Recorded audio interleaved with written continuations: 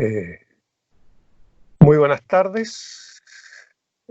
Estamos grabando el programa Cuando el río suena, como siempre en día sábado, en un horario distinto por algunos problemas técnicos. Vamos a tener todavía por una semana más alejado a nuestro buen contertulio Manuel González, con quien estuvimos conversando también durante la semana, dialogando, conversando de muchos temas, pero tecnológicamente está mucho más retrasado que nosotros, así que se tiene que actualizar necesariamente y él se comprometió a poder vincularse a las redes sociales esta semana y poder también ya integrarse definitivamente al panel. Así que esta semana nuevamente permanecemos una dupla, eh, Belén Villagrán y quien les habla, para que podamos analizar las contingencias nacionales, regionales y locales. ¿Ya? En el intertanto, antes de comenzar este programa, que es un programa producido por Bionoticias y Radio Violeta, que dirige nuestro buen amigo Fernando Chandía Troncoso, periodista de cada zona, y que nos da esta posibilidad de dialogar en conjunto, no solo nosotros, sino también con los auditores. Entonces, vamos a partir, como digo, en el intertanto, conversando con Belén, estábamos hablando un poco de los temas nacionales. Yo quiero que nos situemos desde ahí, que partamos desde ahí. Y yo creo que es interesante la mirada que estabas comentando antes y que yo creo que, bueno, que lo comentemos con el público, que tiene que ver con esta nueva nominación del Ministerio de la Mujer, que yo creo es un simbolismo muy alto del desprecio que hay muchas veces por, no solo por el tema de género, por las circunstancias que viven las mujeres, sino por las circunstancias de país. En un país con una fractura tan grande a propósito de violaciones a los derechos humanos, hacer un nombramiento de estas características, yo creo que está como absolutamente fuera de lugar. Partamos por Sí, ahí. sí, yo creo que partamos por ahí. Vamos a actualizar a la gente si todavía no, como que no le ha llegado esta noticia tan fuerte. El Ministerio de la Mujer hace más de 40 días sufrió el descabezamiento ya que su ministra renuncia después de, bueno, varios procesos. El primero dado en los movimientos sociales de octubre, donde existió múltiples violaciones a los derechos humanos y en alguna de estas se vulneraron derechos fundamentales de mujeres. Y hay casos escabrosos como por ejemplo el de la Mimo del que hablamos en algún minuto, que es una mujer que hacía malabares para sobrevivir, que vivía en situación de calle y que apareció colgada en una población después de un toque de queda. Donde además habían signos de abuso sexual y se especuló mucho acerca de la posibilidad de que además las Fuerzas Armadas o los carabineros estuviesen involucrados en ese proceso de tortura y después posterior asesinato. Y después ya adentrándonos en la pandemia, hemos visto que además las cifras de violencia hacia la mujer han crecido. Entonces, la ministra Pla era insostenible que ella siguiese en el cargo, los movimientos feministas y por los derechos humanos en general dieron la pelea pública y de hecho la ministra tuvo hartas acusaciones eh, que la llevaron finalmente a renunciar. Eso hace más de 40 días. Y hoy hace unos días Piñera decide nombrar a una ministra por fin, cosa que además las feministas también veníamos exigiendo de la necesidad de tener un ministerio trabajando en su 100%. Para eso o sea, es necesaria una ministra en la institucionalidad. Y nos enteramos de que nombra a, como decían en la prensa, una periodista que es sobrina nieta de el dictador Augusto Pinochet, que además es militante de la UDI. Nosotros yo creo que igual hemos desarrollado una conversación en torno a esto, de que la UDI en algún minuto se autodenominó feminista y explicamos por qué no podía hacerlo. Eh, entonces nos parece absolutamente un insulto, tanto por su vínculo familiar con una persona que fue un dictador y cuya dictadura se violaron muchos derechos humanos de mujeres. Muchas mujeres fueron asesinadas, torturadas, violadas por animales y personas. eh, y por su falta de conocimiento y de expertise en el área. Que claro, mucha gente podría decir, hoy las feministas están siendo alaracas porque ella es familiar de Pinochet. A mí no me parece que lo seamos, pero además ella no tiene experiencia en el área. Ella viene de ser alcaldesa de una comuna, viene de empezar a generar una campaña en torno a la gobernación de su región y no tiene ninguna experiencia ni ningún trabajo previo, ni en género, ni en violencia contra la mujer, ni en ninguna de las temáticas que debería tenerse en cuenta a la hora de nominar un ministro. Bueno, que eso también es tema, que en Chile estamos llenos de ministros de ingenieros comerciales sin ningún estudio previo en el área en el que van a trabajar. O sea, Claro, pasa con para educación, muestra pasa un botón, los ministros de educación o la ministra del deporte hoy en día, que fue un movimiento de piezas nomás ahí en los ministerios. claro. Claro, no es solo el tema de la falta de experticia, sino yo creo que coloca en evidencia de que el único criterio que se utiliza para eso es la lealtad política, por un lado, porque se requiere lealtad política, y el segundo criterio es económico, es decir, que sean condescendientes y acepten, digamos, todas las medidas económicas que se puedan adoptar, que en general, digamos, no favorecen a la ciudadanía. Entonces, yo siento que buscar preferentemente personajes de esta estirpe, digamos, que los mueve solamente el dinero y la lealtad, digamos, hacia el poder, yo creo que es lo peor que le puede ocurrir a un país, porque si no tienen ni la experticia y más encima tienen un historial, no solo familiar, porque en última instancia alguien podría decir, de acuerdo, pero puede ser alguien distinto en la familia. Sí, pero Pero ella es en alguien que defiende. absolutamente, ha emitido muchas veces opiniones, ¿ya? Opiniones, O y sea, cualquiera que revise además, su historial, hace poco.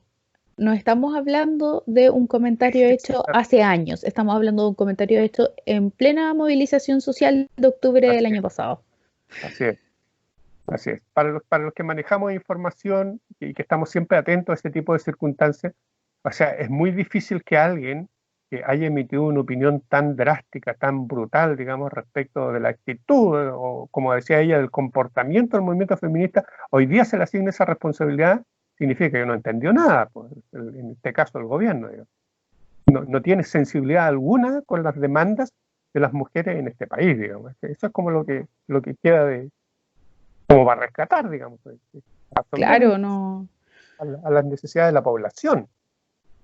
Y que, o sea, no es, ojo que no estamos hablando de estas consignas y demandas que hoy en día se piden como para legislar en el futuro, que es como por ejemplo el caso del aborto libre, Sí, claro, o sea, que por favor que pase, pero que en el fondo esa no es la demanda en este minuto ni siquiera. La demanda en este minuto es la protección de las mujeres que están siendo vulneradas dentro de los hogares. así es. Es evitar más femicidios, es evitar y es además trabajar no solo en la recuperación de las mujeres, que además es muy mala porque las casas de acogida tienen muy poquititos recursos, tampoco trabajan con gente experta en el área que pueda de verdad generar la reparación de esas mujeres dañadas, sino que también estamos hablando de prevención, estamos hablando de educación no sexista, estamos hablando de repartir mejor las labores del hogar, estamos hablando de corresponsabilidad, porque en la crianza, por ejemplo, porque lo que está pasando es que hoy en día las mujeres se ven sobrepasadas en estas circunstancias de la cuarentena. Y yo encuentro que lo peor ahí, y siguiendo en la misma línea de análisis, digamos, es que hay una serie de incongruencias que se está dando a nivel de autoridad en todos los planos, de autoridad parlamentaria, de autoridad de justicia, creo que hay conductas manifiestamente erróneas respecto de lo que de verdad hay que hacer. Recordábamos en nuestra conversación, digamos, a propósito del tema, lo que había acontecido con Senam en particular, a propósito de una denuncia que hubo, particularmente en Hualpén, de un hogar, en donde, En de donde hecho, la directora estaba involucrada en una red de abuso sexual infantil. O sea, eso así, hay que decirlo con todas las palabras. sí, claro. Yo quería llegar allá primero, un poco para manifestar eso, una red de abuso, pero ocurre que en la misma comuna de Concepción, hace también más o menos un mes, una chica estuvo desaparecida, estaba en manos de una persona mayor, estamos hablando ahora de un acto, todos lo califican así, básicamente de pedofilia, porque ella es menor de edad. ¿Y cuál, Pedofilia y pedrastrería. claro, ¿y cuál es la decisión de la justicia? Derivar a la niña al Sename. Claro, porque se habla de que además hubo una vulneración previa y malos tratos por parte de la madre. Sí, claro. claro, yo puedo asumir que efectivamente hayan habido malas relaciones en la familia, pero una de las primeras medidas que se toman desde el punto de vista profesional es buscar en la red familiar más cercana algún punto de apoyo, que puede ser un tío, un abuelo, alguien cercano a la familia que sea como la primera posibilidad de apoyo para esa niña. Pero aquí en este caso lo que se hace, por la vía, digamos, lógica, Institucional. institucional, de apegarse a las leyes, derivada del Senado. O sea, la volvemos a poner en riesgo, ¿te fijas? O sea, eso no me parece que sea una decisión de autoridad judicial, ¿te fijas? O sea, Yo no es sé cuál que es lo que pesa ahí, digamos. yo creo que ahí hay un problema muy evidente, que es que la legislación no va de la mano de la ejecución de las políticas públicas. Sename Sí, como claro, institución solo en el papel, sin observar la realidad, debería ser una institución capaz de, como de cubrir con esta porque, necesidad de vulneración, de además tener profesionales que sean capaces de generar espacios para la reparación de los traumas. El problema es que en la realidad, en lo material, que es lo que vivimos finalmente, no del papel, Sename no es eso. Sename hace años que viene con olas de destapes de escándalos tremendos, además. Entonces, mucho pensar rato. que la niña va a estar mejor en Sename es ridículo. Y eso responde a que nuestros legisladores y la gente que está en las cúpulas del poder político, judicial y ejecutivo no tiene los pies en la tierra y en la realidad material de la ciudadanía. Sí, claro, O absolutamente. sea, a los legisladores que creen que Sename es la solución o que estas instituciones son la solución, de seguro nunca les ha tocado ver de cerca un caso de una persona que haya vivido en el Sename y haya sido vulnerada de la forma que hemos visto que se vulnera a los niños en esa institución. Pero fíjate que cuando a mí me nombran los legisladores a esta altura, fíjate que ya me produce urticaria. Así como que, es que cuando Es me hablan de que los legisladores, es la clase política que yo creo que a todos nos da más rabia. O sea, si ah, y me produce urticaria porque fíjate que la semana pasada, así también estábamos conversando lo mismo, ¿ya? Y decíamos, bueno, ¿en qué minuto se van a rebajar los sueldos? En circunstancias de que aquí a todo el país está viviendo en una crisis, les han pedido a los trabajadores, eh, les han permitido a las empresas desvincular lo que usan el seguro de cesantía, le piden a la gente que haga todos los sacrificios, y hasta el día de hoy el Parlamento no se ha bajado un solo peso, no se ha bajado un solo peso. No tienen ni un sentido de urgencia respecto a eso. Por eso me producen o sea, urticaria, se de me produce hecho, urticaria porque, si la Dios, gente no sabe en qué está ese proyecto, les podemos decir que, bueno, el proyecto de rebaja de sueldo inicial, o sea, el primer proyecto hace como 6 años que se ingresó. Eso no es una sí, claro, novedad. sí, claro. Ha sido una Hace demanda mucho, histórica, además.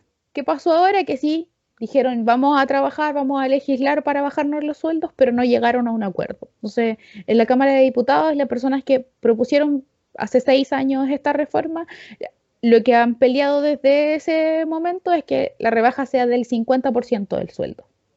Lo que, o sea, seguiría siendo un muy buen sueldo. Un diputado tiene un sueldo de eh, alrededor de 6 millones de pesos y que con pues, bonos termina casi en 9. Así que eh, podrían bajárselo. Sería siendo un sueldo muy superior al del promedio de las personas que habitan Chile. Eh, pero el problema es que en la Cámara del Senado, que es donde se tenía que aprobar el porcentaje de sueldo que se iba a bajar o la forma en la que se iba a bajar, no se llegó a acuerdo porque muchos senadores dijeron que el 50% era mucho. Entonces lo que pasa ahora es que otra entidad pública es la que va a tener que empezar a como recabar información para resolver en qué porcentaje se van a bajar el sueldo, esa para que es eso la de misma. nuevo se vaya a una votación y después se apruebe como ley. O sea, tenemos de aquí No va a pasar y no se van a bajar el a sueldo, que lo si eso quieran hacer. a que lo quieran hacer. Sí, de hecho, eso mismo que tú señalas, que en todo este trámite, digamos, ha ocurrido no una vez, ha ocurrido 2 o 3 veces. Y recuerdo que a propósito del estallido social, sin hablar de pandemia, por ejemplo, una de las primeras discusiones fue cómo se iban a bajar los sueldos. Una de las cosas que reclamaron los parlamentarios es que los sueldos tenían que bajárselo todas las autoridades, en lo cual mucha gente coincidió dentro del propio Parlamento, ¿te fijas? Sí. Y en esa ocasión ya manifestaban de que para poder hacer una cosa de esa naturaleza había que crear una comisión de expertos que tomara esa decisión. Bueno, ahora están tomando más o menos el mismo carril, solo que con otro nombre y con otras circunstancias y con otros sujetos. Pero Claro, porque, en o un sea, y parlamento, después entre medio además también hubo otra polémica porque la gente de derecha exigía que se bajara el sueldo de todas las personas que trabajaban en el Congreso, pero los asesores ganan sueldos bajos, ¿no? sí, claro. Entonces, y eso significaba reducir muchas personas que en verdad hacen, yo me atrevería a decir, incluso más trabajo que los legisladores, que son quienes los asesoran y les hacen las investigaciones y los ayudan a redactar las leyes. Y además los ayudan con su trabajo territorial. Exactamente. Si en el fondo el parlamentario no es el que él trabaja, están trabajando los asesores. Y a esos asesores ellos les pagan una porquería y ellos se ganan el sueldo sin hacer nada en el fondo, porque ¿para qué vamos a estar con cosas? O sea, no todos. A mí tampoco me gusta meterlo a todo el mismo saco porque hay un par de excepciones. Yo diría que un par. Sí, No, sí, tampoco me sí, atrevería a decir que son muchos, sí, pero sí. Sí, es decir, siempre hay, y qué bueno que lo recuerdes también, siempre hay detalles que también mucha gente desconoce. Efectivamente, una de las discusiones que hubo ahora en la última de las sesiones tiene que ver con el hecho de que parlamentarios, particularmente del Frente Amplio, y no solo del Frente Amplio, el Partido Comunista y varios de ellos, ellos han entregado una parte de sus recursos a sus partidos. No pasa a ser sueldo de ellos, sino que ellos aportan a sus partidos. Y eso fue muy criticado por sus parlamentarios de otras tiendas, digamos, porque ¿por qué le estaban entregando parte del sueldo a sus partidos? ¿Te fijas? Mira el detalle, al detalle en que se está llegando, digamos. Entonces, sí, en igual circunstancias, yo ahí sería, eso, o sea, eso puedo directo. aportar un poco a la discusión porque en algún minuto milité en uno de los partidos a los que se les está reclamando un poco. Eso yo por mucho tiempo fue militante de Revolución Democrática. En Revolución Democrática se llegó al acuerdo de que los parlamentarios donaran la mitad de su sueldo al partido.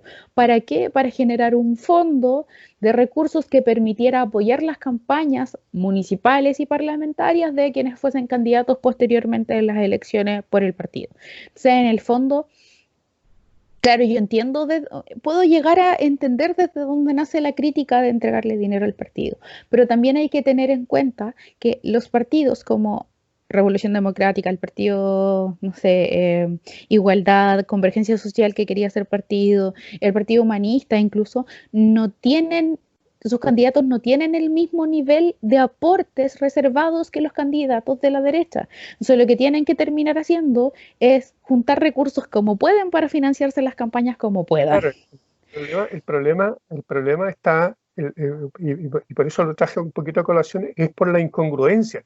¿Quiénes hablan o quiénes son los que más critican? Los que recibieron aporte de las pesqueras, los que generaron boletas truchas, boletas falsas, que incluso fueron procesados por los tribunales. Esos tipos, que son ladrones como cualquier otro, ¿ya? Esos son los que están criticando. Entonces, o sea, un mínimo de decencia, un mínimo de decoro, lo que pide es que por lo menos mantengan distancia respecto de las opiniones, pero los tipos no se guardan nada, así, de Y verdad. además es una crítica que a mí me pareció hasta chistosa, o sea, en el fondo casi que era una acusación pública, pero es que ellos le están donando el dinero a sus partidos, eso es público, siempre ha sido público, esa información está, no es algo que Ya, ellos hayan estado tratando de esconder, lo han es dicho más, en entrevistas. es Entonces, más, que ahora lo saquen como algo tan nuevo o como algo claro, tan pero, malo, pero a mí me fíjate, parece fí- que pero además es fíjate, ridículo. sí, pero fíjate, y por eso es que molesta la actitud de los legisladores, ¿te fijas? Porque estos mismos tipos que les pidieron plata a Soquimich, que hicieron boletas falsas, que estaban cometiendo delitos, que estaban desviando fondos y todo, que en su momento ninguno de ellos dijo esto es inconstitucional, que esto tiene que ser penado, porque para eso no quisieron que se aplicara la ley. De hecho, ninguno de ellos está procesado, ni mucho menos. Hoy día piden declarar esas donaciones como inconstitucionales. ¿Te fijas? Entonces, el Parlamento de verdad, no está a la altura de las circunstancias de este país. Está muy lejos de lo que la ciudadanía de verdad espera de sus parlamentarios. ¿Eh? Evidentemente, ahí hay excepciones, pero las excepciones, Sí, por igual desgracia, ahí, manejo mediático, las excepciones no son visibilizadas. Y hoy día los que mm, tienen tribuna en televisión, los que tienen tribuna en los grandes medios, no son precisamente los más honestos, pues, son los menos honestos los que tienen toda la visibilización. Entonces eso deforma un poco cómo la información llega a la ciudadanía. Entonces eso es como súper complicado.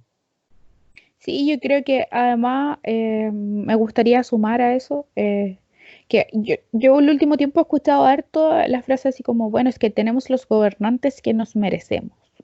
eh, que es una frase bastante polémica, porque en el fondo quiere Claro, decir que en el fondo la ciudadanía es como lo suficientemente tonta para elegir a personas tan malas en lo que están haciendo. claro. Y hasta cierto punto es verdad, o sea, tenemos la responsabilidad ciudadana y cívica de votar por personas que nos representen de la mejor manera posible, de investigar y de conocer realmente los currículum de las personas por las que vamos a votar, porque el voto no es llegar, no es una rayita en un papel, sino que es algo que de verdad va a afectar nuestras vidas por los próximos años. Eso por Así una es. parte. Pero por otra parte también es importante reconocer y volver a visibilizar la desigualdad de Chile en tanto las oportunidades de educación y en tanto las oportunidades para siquiera tener la capacidad crítica de decir necesito informarme para hacer bien y hacer cumplir mi derecho cívico.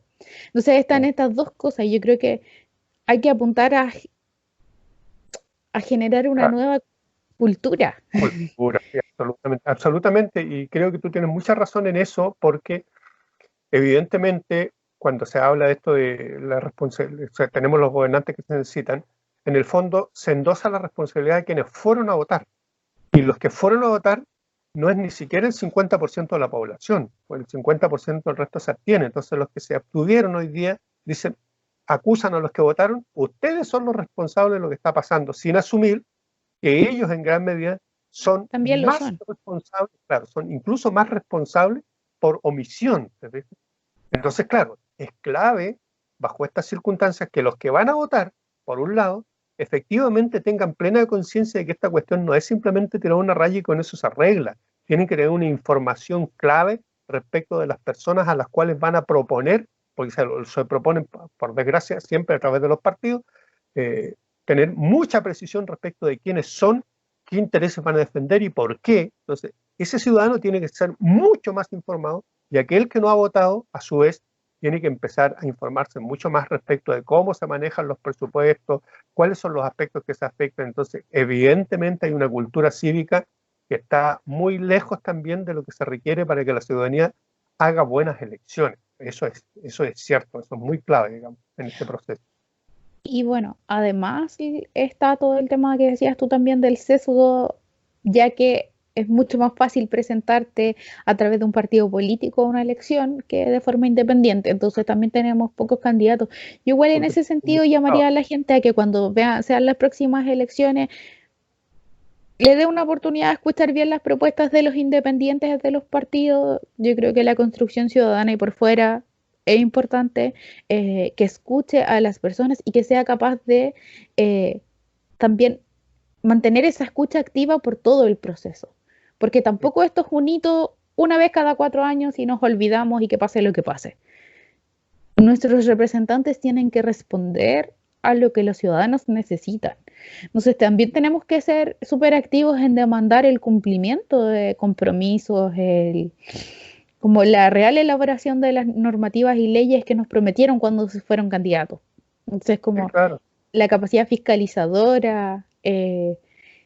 Y claro, Es con una esto también capacidad. quiero aclarar, sobre todo a nuestro público un poco mayor, yo no estoy diciendo que tengamos que hacer marchas todos los días para seguir criticando al gobierno, pero sí es necesario que generemos espacios de discusión, que nos abramos a conversar en la mesa con la familia de lo que pensamos, de lo que opinamos, que tratemos de ver si lo que escuchamos en la tele es verdad antes de comentarlo, que conozcamos a nuestros legisladores, que privilegiemos a la gente de nuestro territorio, porque además hay un turismo electoral en Chile. Entonces, Claro. como que en el fondo seamos más activos, estemos más despiertos constantemente con nuestra ciudadanía, que le tomemos Así el es. peso a lo que significa nuestra ciudadanía. No olvidemos que en algún minuto de la historia no toda la gente tuvo la posibilidad de votar, y no me refiero solo a las mujeres, que fue como el último de los procesos en donde se incluyó gente, sino que previamente con la constitución de los estados solo votaban los que tenían recursos y educación. Entonces, estos han sido luchas colectivas históricas y no hay que olvidarlo. Sí, claro. Y no solo de historia tan atrás, digamos, uno busca la historia reciente y la verdad es que encuentra los mismos fenómenos, los encuentra repetidos en la historia. da la sensación de repente los que tenemos más años, digamos, de que a veces, por desgracia, la historia tiende a repetirse, ¿te fijas? Es como un dejo importante y de ahí que esta temática de una mejor ciudadanía, una ciudadanía más informada, una ciudadanía más activa, una ciudadanía más opinante, evidentemente es clave. Lo que pasa, y yo creo que ahí se abre mucho espacio, porque yo también soy bastante crítico a lo que tiene que ver con el rol de los medios de comunicación. Estos espacios que genera, por ejemplo, Radio Violeta con Bionoticias para abrir espacios de opinión distintos, son claves también. Hoy día las redes sociales es quien lleva la mayor parte de la información, la está visibilizando, porque los medios tradicionales están de alguna manera cooptados por el poder económico y por el poder político. Si, las radios abiertas y la televisión abierta dependen de recursos que les generan precisamente los poderes económicos, los poderes políticos. Entonces, si no se alinean con el poder, no van a recibir recursos, ¿te fijas? Entonces, están de alguna manera condicionados, están siendo manipulados. Y ellos, a su vez, están manipulando a la ciudadanía, mostrando información que no es real, que es información falsa. Entonces, hay toda una cadena aquí que está como, y que se visibiliza precisamente a partir de cómo la ciudadanía se moviliza, cómo la ciudadanía se informa y cómo la ciudadanía reclama. ¿Y por qué lo traigo a colación? Fíjate, otro dato, yo creo que toda la gente también sabe eso. Se redujo el presupuesto de bomberos. Claro, ahora lo que variaron fueron los montos, ¿te fijas? Porque inicialmente se propuso más o menos un 8% de su presupuesto que querían más en cifras, digamos, económicas, alrededor de 3.000 y tantos millones de pesos que se le quitaban a bomberos. Claro, una medida tan drástica a una institución que es de voluntariado, porque es de voluntariado. O sea, frente a la imagen pública sonó muy mal. Entonces negociaron con bomberos y efectivamente se redujo el monto que se les va a disminuir, digamos. Y ahora va a quedar como en claro, como 1.000 y se tantos le va a millones. seguir descontando. Igual se reduce el monto. A mí me parece eso, más allá de si fueron 1.000 o 3.000, igual me parece brutal. Igual me parece brutal, porque en la contraparte, lo que ha venido ocurriendo, digamos, y por eso a uno le sorprende, digamos, cómo se manejan los recursos financieros, es que Carabineros, por ejemplo, a propósito del tema de las manifestaciones, las primeras manifestaciones, recibió bonos especiales. En el caso de la Araucanía, recibieron bonos los funcionarios, compraron nuevos implementos. me voy a salir un poquito andaban con mascarillas N95 que son las más caras, o sea, eran las más específicas para trabajar, o sea, para prevenir el tema del coronavirus, pero también eran de las más caras y las compraron para la institución y no para el servicio público de salud. Sí, claro.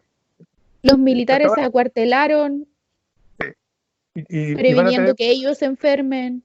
Entonces es como una serie, compraron 2 buques usados, 2 buques de guerra gigantes, presupuesto exorbitante. Compraron 15 millones de pesos por muy poco que suena en relación a los otros en aros de perla para las funcionarias que estaban egresando de la escuela de carabineros, las nuevas funcionarias. Entonces, es un chiste tras otro. Sí, claro. Sí, claro. De hecho, si uno revisa todas las... Se hizo público no hace mucho también otra denuncia, y que por eso es que a uno le sorprende todas estas cosas. Entonces, entre enero, febrero, marzo, una inversión de una cantidad de millones para compra de alcohol en los casinos de las Fuerzas Armadas. O sea, estamos invirtiendo plata en periodos de pandemia en cosas que deberían ser superfluas. Entonces, ¿cómo se toman esas decisiones? Esa es la cosa que nadie entiende, que se van tomando decisiones. Yo creo que hay una clave para entender un poco eso, que es que en toda superestructura política vigente en el modelo capitalista actual, pero sobre todo en los países más neoliberales y que además fueron colonias en algún minuto, pasa mucho que quienes dominan el poder económico terminan dominando todo, porque en el fondo quienes dominan el poder económico tienen también una mayor cultura y una mayor capacidad de convencer a la población de que son los más inteligentes y más aptos para los cargos de poder. No sé, se hicieron del poder político hace mucho tiempo. Tienen el poder económico. ¿Qué es lo siguiente? hacerse de otros tipos de poderes. Uno de los poderes que en Chile es evidentemente desigual y sesgado son las instituciones militares y la institución de carabineros que tiene dos escuelas distintas. O sea, ese nivel de segregación tiene.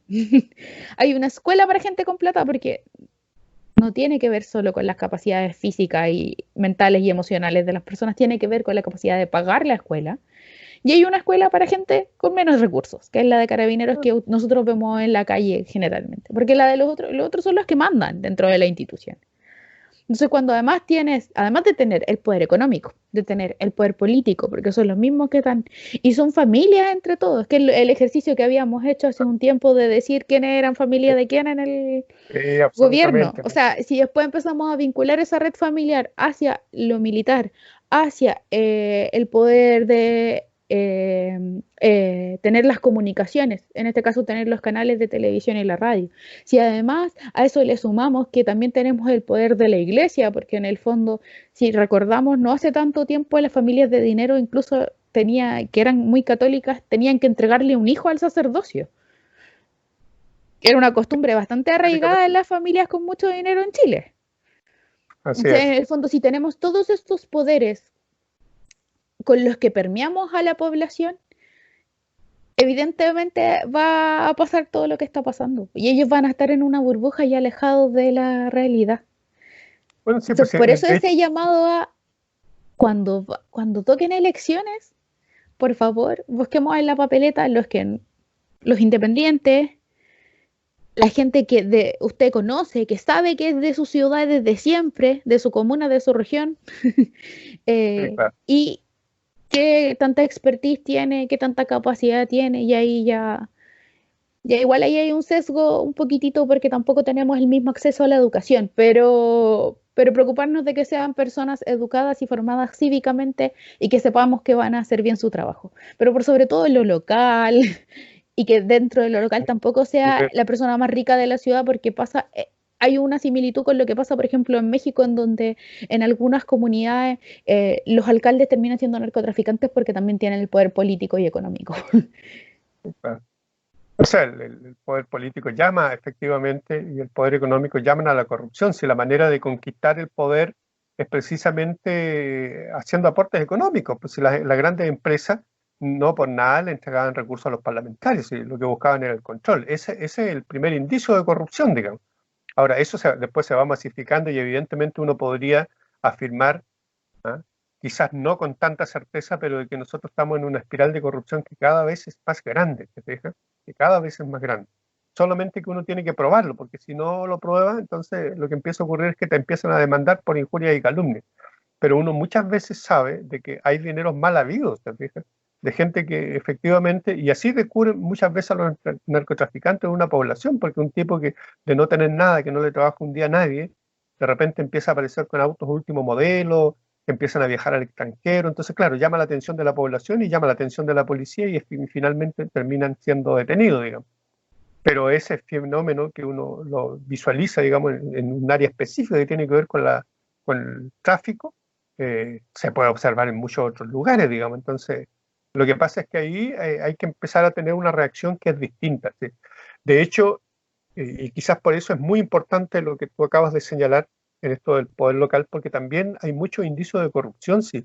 Lo que empieza a ocurrir, digamos, es que quienes llegan a los cargos municipales son amigos de, ¿te fijas?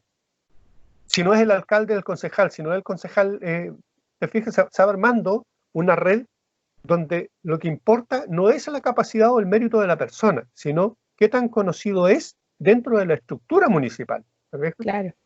Entonces, eso ya empieza a generar un fenómeno muy distinto respecto de eso. Entonces, claro, es clave que la ciudadanía también entienda de que una permanencia prolongada en el poder alimenta aún más ese fenómeno. Entonces, hoy día que se habla, digamos, de la no reelección de los parlamentarios, de la no reelección de muchas autoridades, yo creo que hay que ponerlo en todos los planos, hay que ponerlo también en el plano de las municipales, digamos, porque hay alcaldes que ya llevan 20 años, 25 años siendo alcaldes. O sea, ¿en qué minuto producimos la renovación? Damos un giro, digamos, no solo O por sea, un tema etario al final además terminan con la lógica del patrón de fondo. Por El supuesto, municipio es mío, llevo tantos años que es mío. claro. ¿Y qué si algunos que vienen recién llegando igual sienten que También, ellos, sí. eso es inevitable, digamos. Sí, igual en torno a lo que decías, me surge también otra cosita que me gustaría que nos quedara clara como a la gente, a todos, que generalmente los políticos también ocupan mucho los recursos que entrega el Estado para figurar. Por ejemplo, no es que el concejal me vino a dejar el cheque a la organización o a la junta de vecinos, entonces el concejal me lo trajo. O el alcalde fue el que me entregó el computador del niño del colegio, entonces el alcalde me lo dio. No, no se lo dio el alcalde, no se lo dio el concejal, se lo entregó el Estado que se subsidia a través de sus impuestos, se lo entregó usted. Así es. El Estado administra lo que sucede o sea, en este caso en un país o en una comuna, en el caso del municipio. Pero lo que le están Claro. entregando también le costó a usted. Entonces no piense que es un regalo y tampoco piense que ese regalo se lo está dando ni el alcalde ni el concejal. Sí, claro, sí, claro. Pero fíjate que esos detalles que son sumamente importantes, eh, el ciudadano común también tiene que ampliarlo a otros planos. Porque fíjate que a propósito de la pandemia, por ejemplo, y en esto del retail, en las compras del retail, mucha gente no sabe o no se da cuenta, o si se da cuenta tampoco sabe cómo opera, ¿no? La mayoría de las ventas que hacen en el retail siempre le agregan a usted un seguro de desgravamen y un seguro de cesantía. Si usted perdió su trabajo, ¿quién debería pagar? El seguro. Pero esos seguros, en el fondo, como la ciudadanía no los conoce, no sabe cómo operan, no sabe de qué manera se implementan, porque la ley dice que los seguros no son obligatorios. Usted tiene que pedir o solicitar el seguro. Pero las casas comerciales no hacen ese ejercicio. Las casas comerciales simplemente a cada compra le anexan un seguro de cesantía y un O seguro lo de hacen trabajo. hablando rápido, convencen a la gente que está apurada por irse, le firma un papel. No, si le va a servir. Claro, El tema es que no se activan solos. Las así es. casas comerciales no tienen la información, muchas veces el gobierno ni siquiera la tiene, recordémoslo, Sí, de saber quién está cesante y quién no. Entonces, porque además existe en Chile un número muy, muy, muy importante de trabajadores honorarios que no tienen contrato, entonces como, o sea, o que tienen estos contratos más flexibles y que es un poco difícil definir la cesantía en los términos en los que vivimos. Entonces, la casa comercial, no es que usted quede cesante y ahí a la casa comercial le llegue una notificación que diga, oh, esta persona está cesante, vamos a hacer que funcione el seguro. Usted es la que lo tiene que reclamar. así es. Pero si usted va, pues, yo tengo esa experiencia de hartos años atrás, digamos, pero si usted va, le dicen, no, pero es que es usted el que tiene que ir al seguro, es usted el que tiene que probar, es usted el que tiene que llegar papeles, claro, pero cuando le incorporan el seguro, ninguna de esas cosas se las piden, ¿te fijas? Entonces, como siempre dando vuelta con todos estos procesos, en circunstancias que esas cosas hoy día serían muy útiles para mucha gente que efectivamente no ha podido pagar.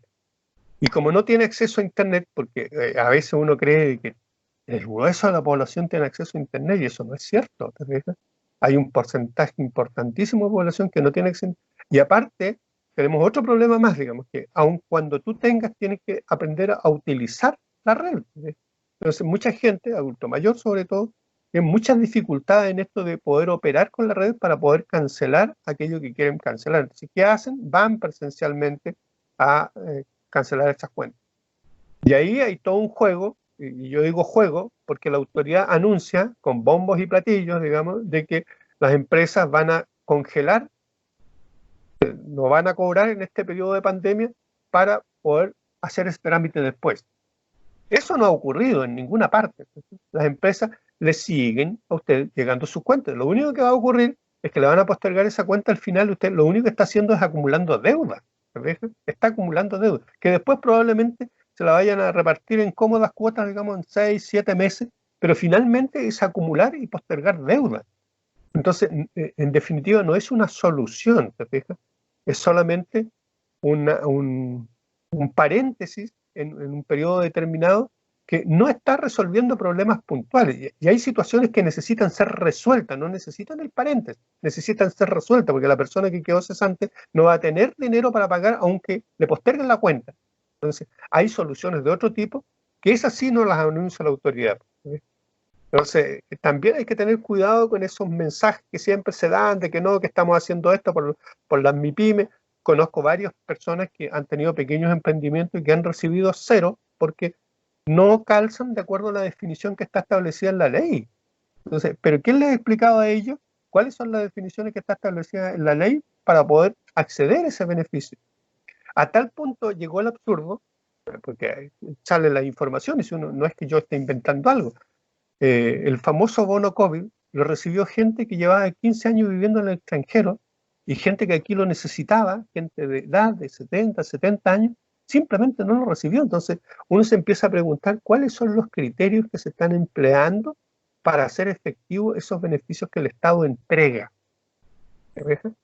Sí. Entonces Y yo creo que hay una maraña muy grande de cosas en las cuales la ciudadanía necesita informarse. sí, y yo creo que hay dos cosas que me gustaría comentar en ese sentido. La primera es la importancia de recordarnos a todos y todas las que estamos escuchando esto, que mi realidad no es la realidad de todos. Mis privilegios no son los privilegios de todos, porque como que se nos olvida. Igual tendemos a pensar que estamos en la peor situación posible y siempre va a haber gente que esté peor. Hay gente en Chile, hay mucha gente en Chile en situación de calle, hay mucha gente en Chile viviendo en campamentos. Hay mucha gente muy vulnerable, mucho más vulnerable. Todos los niños del Sename están viviendo una condición de vulneración peor que la nuestra y así. Entonces, como lo primero para tranquilizarnos un poco, esta no es el peor escenario posible, siempre puede ser peor, entonces hay que tratar de aprovechar lo que tengo, de administrarlo bien, de no sobregastar porque no es el momento, de no caer en la lógica del comercio que ahora nos está bombardeando con esto del Día de la Mamá y después nos va a bombardear con el Día del Papá y con todas estas fechas.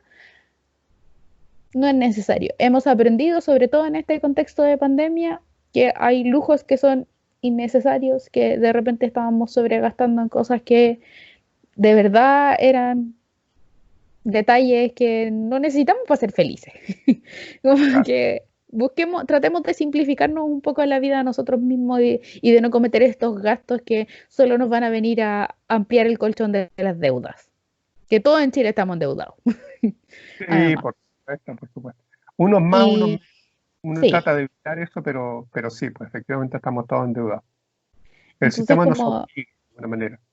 pensar en que de verdad hay que como que tratar de buscar otros mecanismos y yo creo que en ese buscar otros mecanismos la comunidad también es súper importante.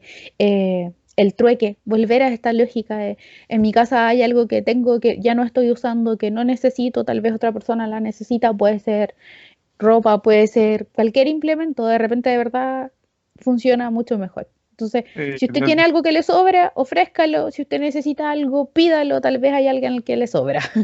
de alguna manera yo creo que, yo miro el lado positivo y creo que eso sí está ocurriendo en el nivel de Sí, base. ¿Ah? Las familias en general se están apoyando y se están apoyando mucho. Uno siempre está preocupado de los seres que uno tiene más cercanos. Y la verdad es que si yo, por ejemplo, miro la experiencia propia, eh, eh, las hijas, por ejemplo, han estado preocupadas de lo que está pasando cuando estamos todos encerrados, pero nos han hecho llegar alimentos, nosotros hemos colaborado con otras personas, entonces hay una red cercana entre amigos particularmente, amigos y familiares, que sí está funcionando. Yo llamo esto la solidaridad reapareció en esos niveles y a mí me parece eso extraordinario. Y junto con ah, eso, y de hecho yo lo llamaría, yo sé que a la gente muchas veces le suena como a comunismo esta frase, no necesariamente lo es, la solidaridad de clase, el darnos cuenta de que en verdad todos somos clase media, todos estamos bajo la línea, hay mucha gente bajo la línea de la pobreza. Hay una yo solidaridad de clase, de reconocernos como bueno, iguales, de eh, reconocernos en el otro. yo en lo personal nunca me ha gustado esta definición de clase media, digamos. Yo asumo que en Chile Además, tenemos dos posibilidades nomás. ¿Son ricos o somos pobres? Y yo yo creo que me instalo siempre ahí, porque la clase media, desde mi perspectiva, es una ficción, es un invento como, como para tratar de que tú no te sientas pobre. O sea, es un espacio muy amplio en Chile. en un espacio más de lo psicológico, te fijas, de lo psicológico. Sí. En el fondo te hacen sentir privilegiado. Dice, si la gente gana 300 lucas y tú ganas 500, entonces tú eres privilegiado en este país. Eres un privilegiado y por tanto eres clase media. Y no O sea, es somos que privilegiados. sí, Sí. po. El tema es que tenemos privilegio en relación a otro que está peor, sí, pero en una lógica comparativa real en la sociedad, ¿somos privilegiados? No, no, porque no somos de la clase dominante. Entonces, por mucho que estemos mejor que otros, eso no nos da el poder para sentirnos mejor que otros. Somos mejores por estar en una mejor posición económica en este minuto, que tampoco es tan mejor, además, que está basada en el sistema de endeudamiento. Claro, porque desapareció la noción de derechos. Hoy día la vivienda no es un derecho. La vivienda es posible solo si tú tienes recursos para obtener la vivienda, pero no es un derecho. La salud tampoco es un derecho. Si tú puedes pagarla, pues tendrás salud. Si no puedes pagarla, no vas a tener salud. Lo mismo pasa con educación. Entonces desapareció esa noción de derechos, digamos, ¿no? Hoy día lo que se dice es la noción o de la caridad. Si tú estás mal, bueno, alguien va a ser caritativo contigo, hagamos completadas entre todos, digamos, te juntamos plata para que puedas sobrevivir.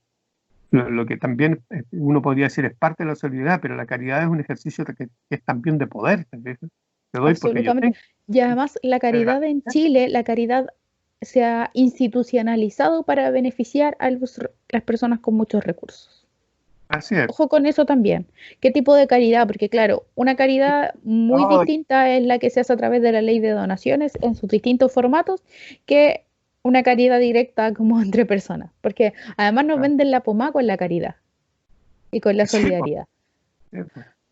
sí, pues si las Se mismas lavan la empresas, imagen. a propósito, y eso es lo que decía yo recién, las mismas empresas, por ejemplo, que colaboraron con la Teletón, ahí que se muestran, digamos, solidarias con personas con discapacidad, a la semana siguiente estaban despidiendo a su propia gente y no queriéndoles pagar. Bueno, hay varios casos ahí, pero fíjate que por lo menos ahí en este plano, ahora que también lo recuerdo, Cencosud retrocedió en esa idea y le va a pagar el sueldo. Vamos a ver si se hace efectivo o no, pero por lo menos aparentemente la decisión comunicacional es no acogerse a la ley y efectivamente pagarle el sueldo a sus trabajadores, digamos.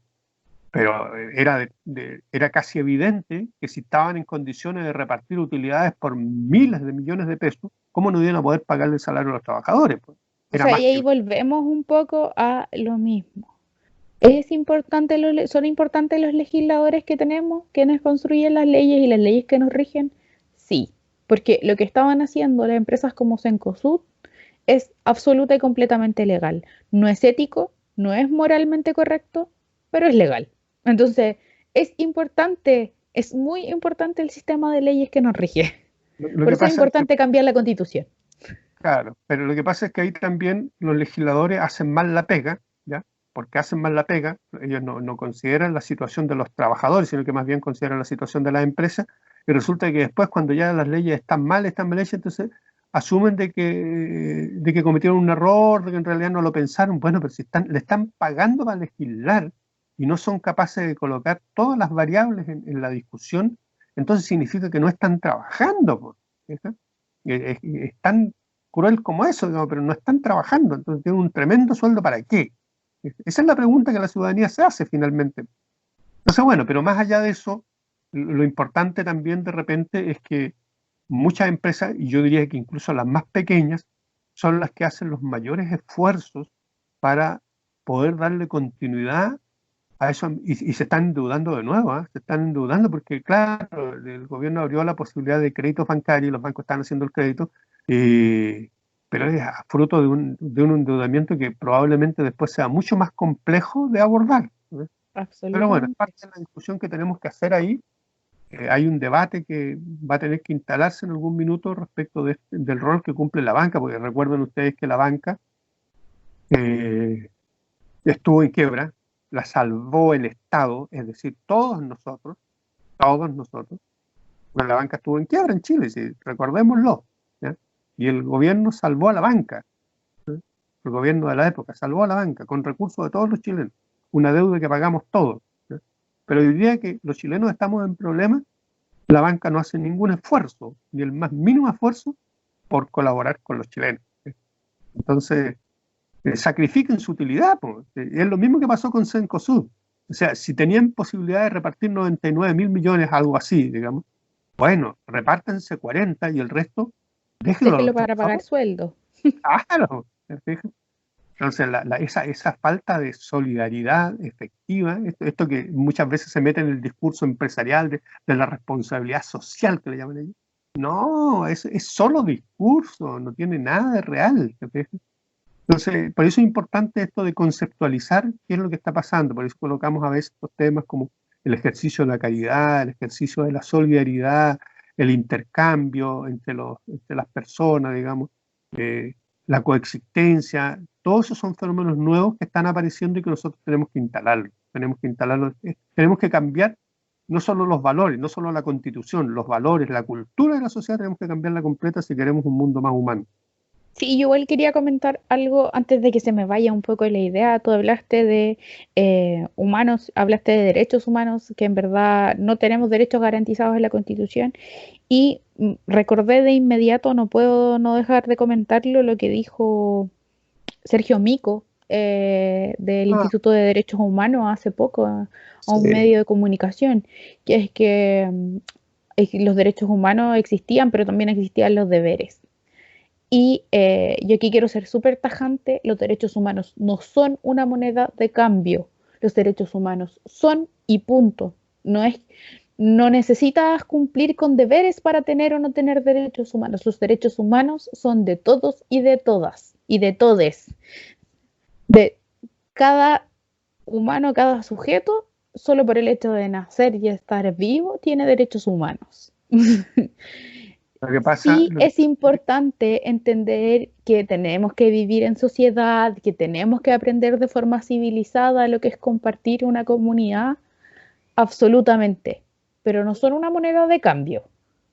No hay que, o sea, evidentemente tenemos deberes como ciudadanos, pero no cumplirnos no nos exenta de tener derechos humanos.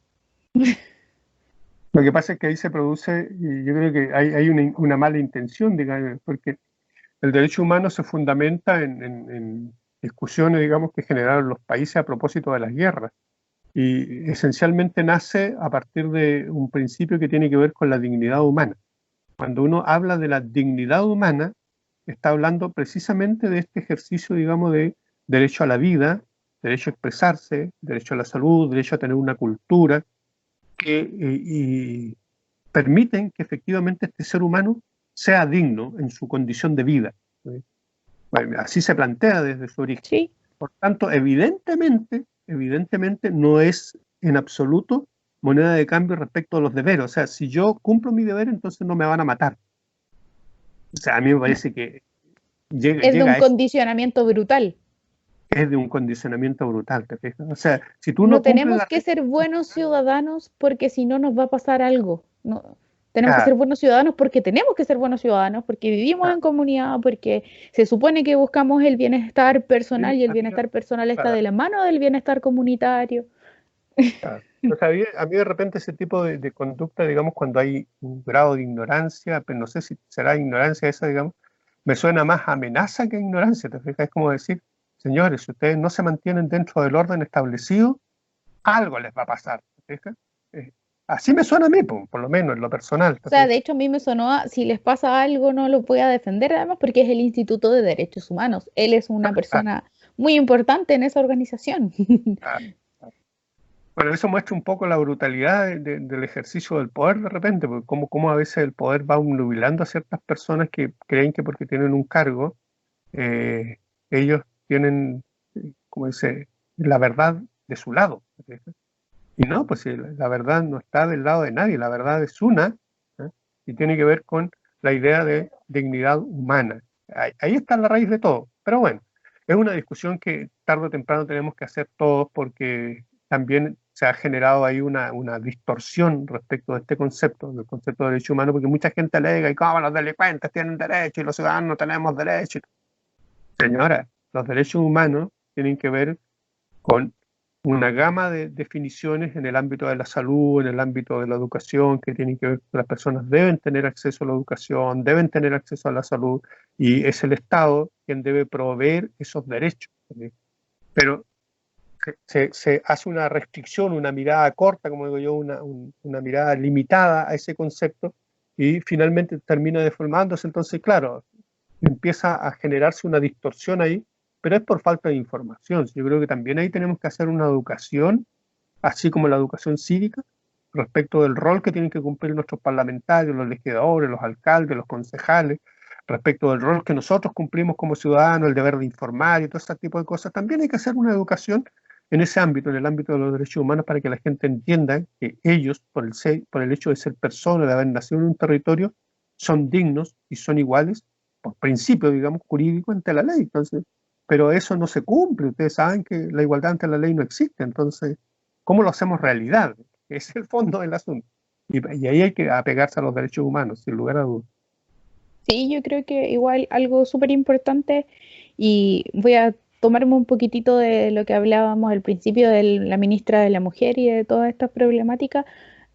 Hay algo súper importante para mí desde el feminismo, que es la necesidad y capacidad de autoexplorarse a una misma, de amarse a una misma antes de amar al otro. Todos estos mensajes que han transformado en consignas sociales, eh, que yo creo que son súper importantes de retomar en este contexto de pandemia. Una persona Absolutamente. que se ama a sí misma, que se cuida a sí misma, que es capaz de escucharse, de saber lo que necesita su cuerpo, es una persona que es capaz de relacionarse sanamente con otros también. Entonces yo creo que en este ejercicio, como en este contexto en el que estamos un poquito más aislados, que estamos con nuestras familias o con quienes vivimos, o solos en algunos casos, es importante observarse a uno mismo, analizarse, tampoco desde la culpa y desde esta crítica constante y golpearse en el pecho, porque eso no le va a servir de mucho, sino que desde una visión súper constructivista y positiva. ¿Qué puedo hacer para ser mejor persona? ¿Qué puedo hacer para ser mejor conmigo y con los otros? ¿Qué pueden hacer los otros para facilitar nuestra convivencia? Decirse las cosas, conversar. Creo que ese es el momento que nos ha, como este regalo que nos puede otorgar la pandemia por tenernos encerrados, es que empecemos a dialogar y, y hacer ese llamado a la gente a escucharse, a conversar, a tratar de estar calmados. No siempre vamos a llegar a acuerdos con quienes nos rodean, no siempre vamos a pensar lo mismo. Yo continuamente tengo choques y discusiones con mis papás porque somos de generaciones distintas y pensamos distinto, pero hay que tratar de hablar con el mayor respeto posible. Si no llegamos a un acuerdo no pasa nada, pero vamos a saber lo que piensa el otro de lo que estamos hablando. Entonces, por favor, como que hagan ese ejercicio, tratemos de conversar lo más respetuosamente posible y de conocernos a nosotros y a los demás, porque además, por mucho que estemos con una persona todos los días, no necesariamente lo conocemos ni nos conocemos a nosotros. Así es. Y fíjate que bonito el mensaje que entregas, porque estamos casi para terminar el programa. Y la verdad es que no hay mejor mensaje que ese, digamos, que efectivamente tenemos que autocentrarnos, dirían otros. Eh, eh, Sobre todo, y saliéndonos un poco de esta lógica comercial, digamos, de que para querer a otro siempre hay que comprarle algo para evidenciar eso, el cariño, a propósito de que mañana, eh, comercialmente, este, entre El Día comillas, de la el Madre. Día de la Madre, eh, pero oficialmente no hay un día establecido, pero no es precisamente este día, digamos. Entonces, pero el tema es, aproveche entonces esta misma circunstancia para comunicarse, para dialogar con ella, para conversar, para saber qué está pensando, para que ella sepa también qué está pensando usted. Y ahí estamos encarnando esto que acabas de decir tú, digamos, de que efectivamente el afecto, la comunicación, la solidaridad entre nosotros nos va a hacer efectivamente más humanos. Así que qué buena manera de terminar un programa, ¿eh? Así que los dejamos invitados, dándole un abrazo fraterno a todos, todas, ¿eh? A los que acompañan a sus madres, a las que las tienen a su lado, otros que las tenemos más lejos, pero darle un abrazo fraterno y saber de que estas dificultades políticas, sociales, de salud, las vamos a superar, sin lugar a dudas, en la medida en que cada uno de nosotros asuma su propia responsabilidad también. Así que, bien por eso. Sí, yo igual terminaría con un saludo a todas esas madres y a todas quienes han ejercido además la figura de maternidad, abuelas, tías, cuidadoras, etcétera, porque en el fondo la maternidad es más que parir.